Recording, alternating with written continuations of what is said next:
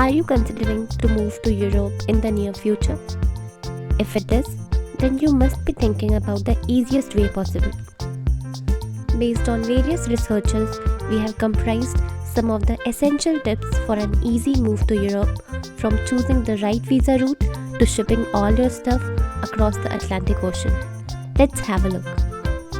First and the most important step is to choose the country. The process of how to move to Europe starts with narrowing down exactly which European country you are aiming for. Each European country has its own rules and regulations for foreigners who want to live there. If you are a US citizen, you can enter the Schengen area with just your passport and spend 90 days there as a tourist. During this time, you can travel to any of the countries in Schengen and choose the country where you want to live. Another important factor is deciding how long you want to stay in Europe. Do you want to spend a year working remotely from sidewalk cafes in Paris, or do you want to relocate your entire life to one of the countries in Europe? The answer to this question is essential, as it will decide which residency visa route you choose. Which leads to our second step, that is, choose your residency route.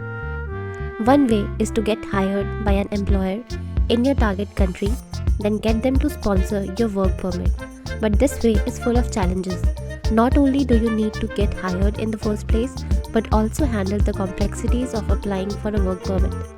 Fortunately, many countries in Europe offer routes to residency designed for those who can already support themselves financially. That could be through existing passive income sources such as pensions, rental income, investments, or dividends. These routes are often known as retirement visas, but you don't have to be a pensioner to use them. Another residency route involves making an investment in the target country, for example, in the real estate or investment funds. You can then use the investment as means to get residency. Known as golden visas, these European investor residency programs exist in several countries, including Portugal, Spain, Greece, Italy, and Ireland.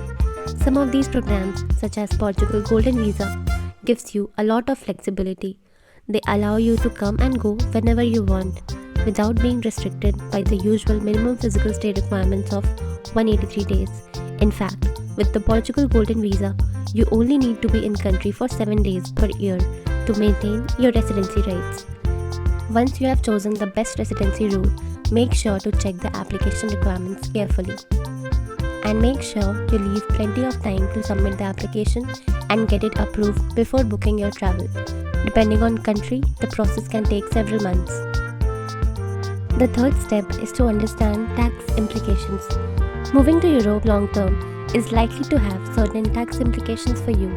It's vital to be fully aware of these before going ahead with your move. In most European countries, applying for residency and staying over 183 days in country will automatically make you tax resident there.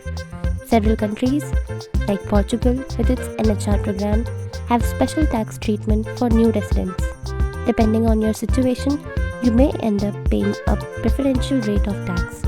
You should always consult a local tax advisor in your new country, preferably before applying for residency. The fourth step is to handle money in more than one currency. First, make sure you have set up online banking for all your bank accounts. As part of moving to Europe, you'll also have to handle money in more than one currency. Perhaps if you are getting paid in US dollars but pay your living expenses in euros, or perhaps you get paid in euros but still have to pay tax in the US. Whatever be your situation, you will probably need a cross-border bank account.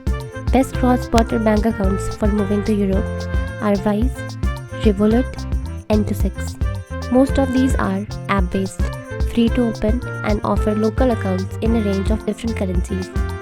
Once you move to Europe and become resident in your target country, you should also consider opening a local bank account with one of the national banks. Fifth step is renew your bank cards and your driver's license. When renewing your bank cards and credit cards back home, you'll probably find that your present country bank will only send new ones out by post to your home address in the country you are living in.